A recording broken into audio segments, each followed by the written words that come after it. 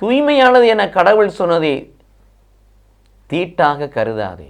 இது இயேசு கிறிஸ்துவுக்குள் பிரியமான என் சகோதர சகோதரிகளே, இந்த நிமிட நெஞ்சதிக்கு இயேசுவின் நாமத்தில் நான் உங்களை அன்போடு அழைக்கிறேன். தூய்மையானது என கடவுள் கருதுவதை தீட்டாக கருதாது. கடவுள் பரிசுத்தன்னு சொன்னதை நீ எப்படி அசுத்தன்னு சொல்லுவ? கடவுள் தூய்மை என சொன்னதை நீ எப்படி தூய்மையாட்டன்னு சொல்லுவ? இந்த நோக்கம் யாருக்குள் இருந்தது? பேதுருக்குள் இருந்தது.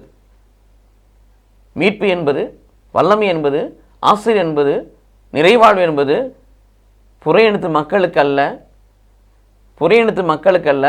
விருத்த செய்யப்பட்ட யூத மக்களுக்கு மட்டுமே உரியது என்ற ஒரு சிந்தையிலே வாழ்ந்து கொண்டிருந்தார். அதான் அந்த காட்சி வருகிறது. எல்லா மிருகங்களும் இறக்கப்படுது, அடித்து சாப்பிடுங்க. ஐயோ ஒட்டெல்லாம் சாப்பிட மாட்டேன், எல்லாம் தீட்டு. நான் தீட்டு இல்லைன்னு சொல்கிறது நீ எப்படி தீட்டுன்னு சொல்லுவேன்? அந்த காட்சியின் வழியாக எல்லோரும் என் பிள்ளைகள், எல்லோரும் என் மக்கள், மீட்பு எல்லோருக்குரியது. நான் உலகின் இரட்சகர், நான் உலகின் மீட்பர். ஒரு குறிப்பிட்ட இனத்திற்காக, குறிப்பிட்ட மகனுக்காக, குறிப்பிட்ட மகளுக்காக மறிக்க இந்த பூமிக்கு வரல, உயிர்க்க இந்த பூமிக்கு வரல, மீட்பை கொடுக்க இந்த பூமிக்கு வரல. எல்லா மக்களும் மீட்கப்பட வேண்டும். 1 தீமோத்தேயு 2:4 வாசிப்பது போல எல்லா மக்களும் மீட்கப்பட வேண்டும் என்பதும் தேவனை அறிகின்ற அறிவில் வளர வேண்டும் என்பதே கடவுளின் திருவுளம்.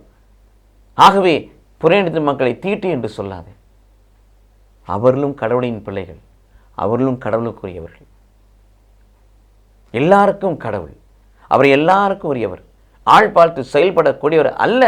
இந்த மீட்பு என்பது, ஆண்டவர் என்பது, அந்த மீட்பு எல்லாருக்கும் சொந்தமானது, மீட்பர் எல்லோருக்கும் சொந்தமான என்ற கருத்தை தான் தூய்மையானது என கடவுள் என சொன்னதை தீட்டு என கருதாதே.